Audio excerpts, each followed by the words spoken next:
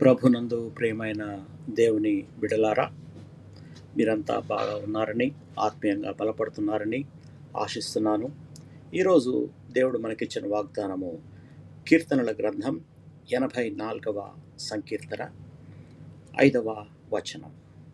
నీ వలన బలమునందు మనుష్యులు ధన్యులు, యాత్ర చేయు మార్గములు వారికి అతి ప్రియములు. ప్రియులారా, మన జీవితం ఒక యాత్ర. ఈ యాత్రలో కొన్నిసార్లు మనకి సంతోషం, కష్టాలు ఉంటాయి. కానీ యెహోవా బలాన్ని ఆశ్రయించే మనుషులు ధన్యులు అని దేవుని వాక్యం చెబుతుంది.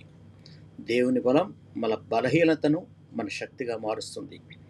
దేవుని సన్నిధి మన యాత్రకు మంచి మార్గం చూపుతుంది. దేవుని మార్గం మన హృదయానికి ప్రియమైనదిగా మార్చుతుంది. ఈ లోకం ఇచ్చే బలం తాత్కాలికం, కానీ దేవుడిచ్చే బలం శాశ్వతమైనది. దేవుని మీద ఆధారపడే ప్రతి ఒక్కరి జీవితం కూడా నిత్యము ఆశీర్వాదములతో నిండుతుంది.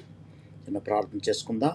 మమ్మల్ని మిక్కిలిగా ప్రేమిస్తున్న మా ప్రియ పరలోకపు తండ్రి, నీ సన్నిధిలో బలం పొందిన వారు ధన్యులని నీ వాక్యం చెబుతుంది. ప్రభువా, మేము మా బలహీనతల్లో నీ వద్దకు వచ్చాము. నీ శక్తిని, నీ కృపను మా జీవితాల్లో అనుభవించినట్లు దయచేయండి.